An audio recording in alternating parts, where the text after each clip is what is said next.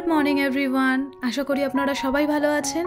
महुआर नतून आरेकटी भिडियोते आपनादेर सबाइके जानाई अनेक स्वागत। आजके रविवार और एखन बाजे बेला ओई 8:15 मतो और एखन थेकेई आमी आमार भिडियोटा शुरू करलाम। अन्य दिनेर तुलनाय आजके किन्तु सकालबेला घुम थेके उठते अनेकटाई देरी हयेछे, कारण काल राते अनेकटा देरी हये गेछे शुते, सेई जोन्नो सकालबेला घुम थेके उठे आगे गाछेर फुलगुलो तुले निয়েই एखाने चट करे ब्रेकफास्टटा रेडी करे निচ্ছি। और सकाले किन्तु चा खाওয়াও হয়ে গেছে, সেইটা আর আপনাদের সাথে শেয়ার করা হয়নি। আর অজয় যেহেতু একটু বেরোবে সেই জন্য আগে চটপট করে ব্রেকফাস্টটা রেডি করে নিচ্ছি। আজকে ঘুম থেকে উঠেছি তখন কিন্তু ঘড়ির কাঁটায় প্রায় 7:30। তবু আমার সেরকম কোনো অসুবিধা নেই, কারণ আজকে রান্নার সেরকম কোনো প্রেশার নেই।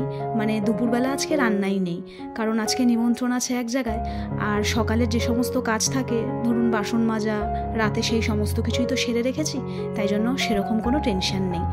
তো ওখানে তরকারিটা আমার হয়ে গেছে, এখন চটপট করে রুটিটা বানিয়ে নিচ্ছি। আর আগে কিন্তু ডোডো আর অজয়কে খেতে দিয়ে দিয়েছি। ডোডো ও চলে গেছে ওর ড্রয়িং ক্লাসে।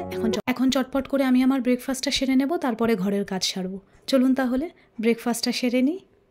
আর এই দেখুন এদিকে অবস্থাটা কি, বৃষ্টি হলে কীরকম পরিমাণ জল এখানে জমে যায়। আর এই জমা জুতোটাও এখানে ভেসে যাচ্ছে। দাঁড়ান আগে জুতোটাকে তুলে নিই, নইলে ভাসতে ভাসতে কোথায় চলে যাবে।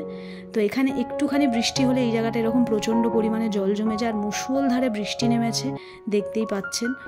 তো এরকম পরিস্থিতিতে এই জায়গায় থাকি আমরা, প্রচণ্ড অসুবিধা হয়, কিন্তু কিছু করার নেই, থাকতে হবে। আর খাওয়া দাওয়া করে এখন রুমটাকে ক্লিন করে নেব। দুর্গাপুজো কিন্তু হাতে গুনে আর ওই 3-4 দিন মতন বাকি। আর আমার কিন্তু এখনও কাজ শেষ হচ্ছে না। কত যে কাজের প্রেশার সেটা আর আপনাদের সাথে কি করে শেয়ার করি।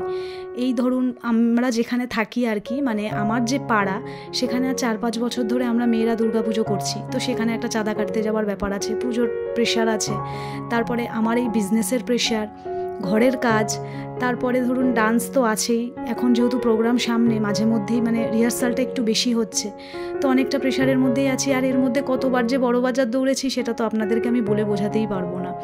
আর যবে থেকে আমি এই বিজনেসটা স্টার্ট করেছি একটু প্রেশারটা বেশি।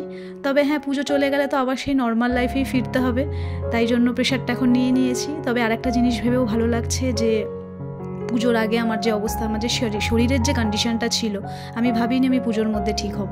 সব কিছুই ঠাকুরের মানে আশীর্বাদ, আমার মায়ের ভালোবাসা, একমাত্র আমার মাই পেরেছে আমাকে সুস্থ করে তুলতে, নইলে তো আমি ঠিক হতেই পারতাম না। যাই হোক, ঘরের কাজ সেরে ফেলেছি, বাসনগুলো সমস্ত কিছু টিফিনের যা ছিল মেজে নিয়েছি। এখন চট করে স্নান করে পুজো করে নিমন্ত্রণ বাড়িতে যাব। তাহলে আজকের ভিডিওটা এই পর্যন্তই থাক। খুব তাড়াতাড়ি দেখা করবো আপনাদের সঙ্গে নতুন আরও একটা ভিডিওর সাথে। ততদিনের জন্য আপনারা সবাই সুস্থ থাকবেন, ভালো থাকবেন।